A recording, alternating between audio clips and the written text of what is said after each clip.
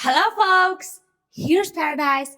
This is our log, and in here, every week we are covering one grammar at a time and see the ultimate guide. What would be the ultimate guide to that and cover the details and the most important things that we need to know on that grammar.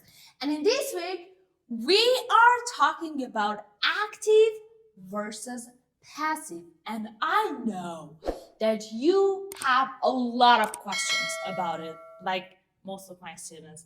This is a tricky part for them. They don't know where to use passive, how to use passive, and the structure is tricky for them. So in this video, I'm going to compare what is active, what is passive, and when to use, and what are the conditions in which we use passive grammar. But before that, let me do a briefing for this channel and help you understand what is this channel about, what is the mission of this channel. In here, we provide the most important contents and information on learning language in different aspects. It can be grammar, it can be vocabulary, it can be the expressions, the slang terms, anything. Okay, so all the materials in the channel, they are there for you to help you get better in your English in a more practical way, not just like textbooks that they are full of materials, but actually you don't use them.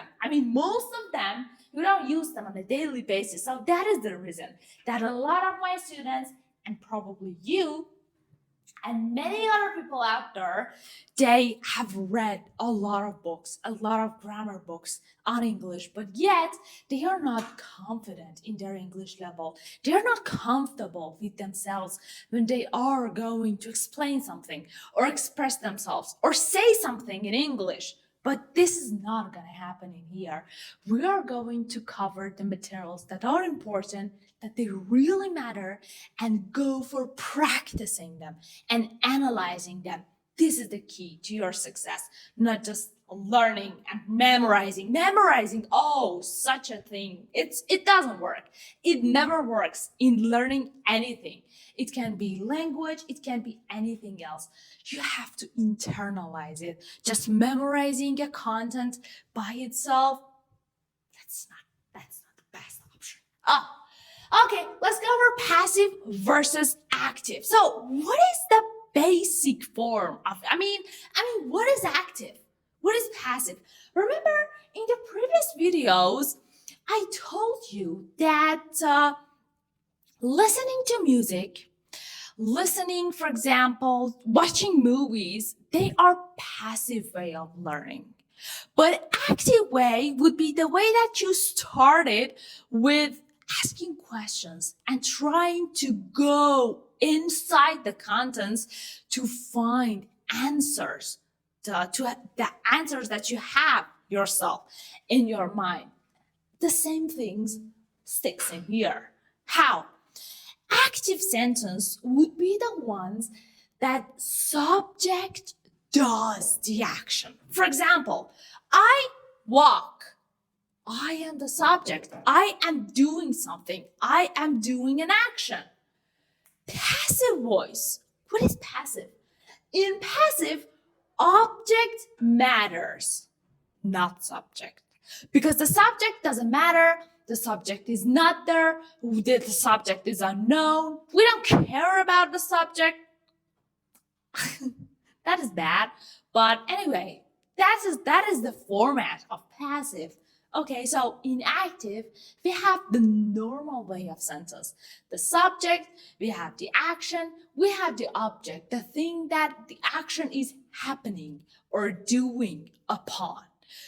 But in passive, forget about subject. The subject is not there, okay? Because we do not need it by any reason. So let's see the formula and let's see how is the structure of sentence in active format and how is this structure in passive format. In active format, we have, for example, the dog chased the cat. What is the tense of the sentence? Again, anytime that you need that you thought that you need to pause this video, make sure to do it. To think about it with yourself, try to write something, write your note. If you have a notebook yourself by your side, try to write the notes for yourself and try to understand, analyze. The more analyze you make, the better you will understand it and the more you will internalize the content. Because just memorizing them, just seeing them, it doesn't necessarily mean that it will help you with having a deeper understanding of them. The moment that you write it, the moment that you analyze it, the moment that you try to blend it with something else, the moment that you try to compare it by yourself, that would be the point that you truly understand it. So if you want to pause it, just go for it. I assume that you have paused it, you have understood it well, and now you are trying to see what I want to add up to it. The dog chased the cat. The tense of the sentence is simple past. How do I understand it? I have ed to the verb. So this is the way that I understand that this sentence is past. And I say simple past because I do not have had, I do not have am, is, or ing. I do not have was, were, ing. I do not have any other thing. The verb is simple, not other auxiliary verbs in here. So this is a simply verb. Chased, ed. It's just a poor simple past tense. Okay. So who chased? The dog. The answer to this who did the action would be the subject. Okay, the person who did the action. So the dog is subject. Chased is the verb. So the dog chased. The dog chased who? Whom? What happened? Chasing. The action of chasing happened on who? The cat. The cat is the object. Object is the thing or is the person that the action has happened upon. Okay, so this was a normal, typical, active structure. Now, let's see what happens in the same sentence with the same context, just in a passive mode. The cat was chased by the dog. Consider it's not here by the dog because I already mentioned that in passive voice we do not have subject. Okay. The cat was chased. What is the verb? The verb is was chased. You see? So the verb for this one that is simple past, it would be was. Be in the past plus past participle. Okay. Who was chased? The cat was chased. Considering that I have my fingers on by the dog and you cannot see this and you have no information on this, based on this, the cat was chased. Do you understand that who chased the cat? No, you cannot, because there's no subject to this sentence. By the dog is the subject. So some of the passive sentences that I want to mention the subject, but it's not a very important thing, it's not a big deal, but anyway, I want to mention it. It would be by blah, blah, blah.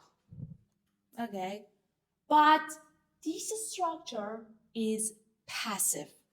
Object at the beginning of the sentence and the rest would be the verb that normally when we want to explain it, we say one tense back. But I want to make it's simple past.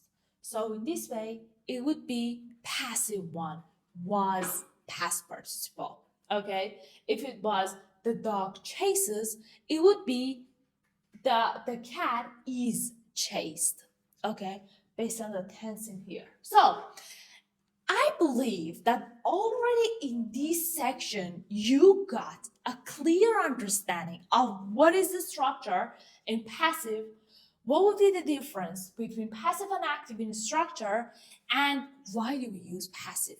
But I want to mention the usage and the examples that we can have within the active and passive sentences. So, when do we use passive? Number one, these 3 points are the most important one. Again, in other websites, in other blog posts, in other books, maybe you can see other more categories to this, but these would be the 3 main categories in which we use passive. So if you notice, you're good to go. Use active voice. This was active.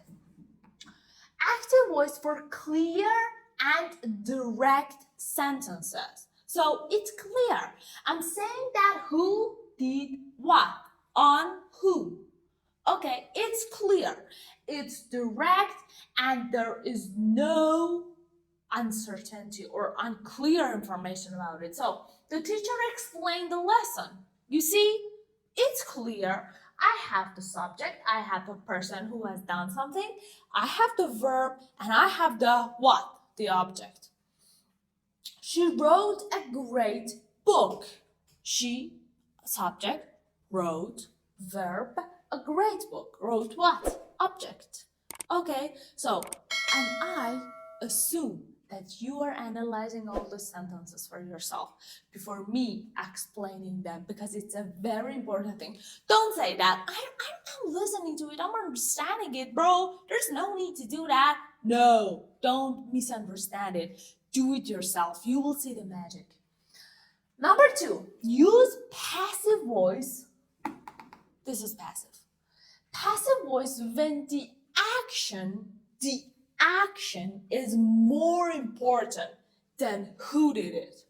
So chasing was important than the dog. I'm sorry, the dog always matter. Every dog always matter. But in here, in this case, chasing as a verb and the object was in the beginning, and the subject didn't matter. Was not as important as the action. The lesson was explained well. You see, this was the active form, and in the passive form, the lesson was explained well. So it doesn't matter who explained it. The thing that matters is the result. What is the result? The lesson was explained well. You see, when I want to focus on the thing that was the consequence, was the outcome, was the thing that was the achievement, I mentioned this passive form most. A great book was written. For example, let's say in the field of psychology, there is this book recently published, and there are very important information and very important research outcomes in there. So we say a great book was written. It doesn't matter who was the author. It doesn't matter who published that. It doesn't matter who were involved in the process. The result is the thing that matters. The result would be the book. That is a great one. You see, the result, the achievement matters. Number 3, use passive voice when the doer is a subject, is unknown or unimportant. Sorry, but that's the way it is. The car was stolen last night. Does it matter that who stole it? Maybe it matters. Yes, it matters because it matters. It matters. Trust me, it matters. But do I know? No, it's unknown. We don't know who stole it. Or English is spoken in many countries. Does it matter? No. We are talking, for example, imagine there's this research. We are talking about statistics and we are talking about how many countries they speak English. Does it matter who? No. We're talking about the things. The thing that matters is that English is spoken in many countries. It doesn't matter which country. It doesn't matter who speaks English. Okay. So these were the usages and these were the conditions in which we use passive and not active. And now you know the differences between these two. This table, what is this table for? This will help you in the cases that you see these tense in the active sentence, how to change it into passive. You see, in here we had simple past. It was changed into be plus past participle. So I'm covering these for 4 tenses, 1 and 3 other tenses that are mostly used. So present simple, I already mentioned it in here. She writes a letter. What would be the passive? The passive would be, come on. Yes, that is the point that you have to pause this video and do it for yourself and then check for the answers. Yes, you got it right. Go ahead. A letter is written. Okay, writes, it's simple present. It would be, which is in present would be is, plus past participle, written. Past simple, they made a cake. A cake was made. The object at the beginning, verb be plus past participle. Future simple, he will paint the house. The house will be painted without he, because we are going to eliminate the subject because the subject doesn't matter. Or in case that you want to mention it, for example, let's say my sister writes a letter. In case that I want to mention in my sister in the passive sentence as well, it would be like this. A letter is written by my sister. You see, when I want to use the subject in the passive form of the sentences, we add a by and the rest of the subject. Okay, at the end of the sentence. Present perfect. She has completed the project. The project has been completed, for example, by her. Okay, this would be has. We have been in here again, like this, like the be form. Been plus the past participle of complete, which would be completed. Okay, so this is the thing. This is the thing that we need to know about passive tense. And this is the thing that we have to know about the cases, about the conditions in which we use passive and the differences. I hope that after these 2 sentences, these 2 details and these 2 structures, you have a better understanding of what is active, what is passive, and what is the difference between these 2. And I highly recommend you to go for practicing and go for analyzing as many sentences as you can. Try to combine every active sentence and try to make it into passive and try to combine it with the previous grammar tips that I already gave you and try to analyze it as much as you can, because this is a key that will help you in the future to master English grammars and to internalize them. So in a way that you are learning grammar this day and in the next week, you are using them in your speaking terms. This is the thing that matters, not just memorizing them and putting them in the notebook and putting them on your desk and hoping that they will help you one day in getting better in English. No, that's not going to happen. That's fantasy. Okay? So I hope you found this video helpful. If it was helpful, feel free to give your thumbs up, and I would be glad to help you within your exercises and your sentences in the comments below. So have a great day. Bye.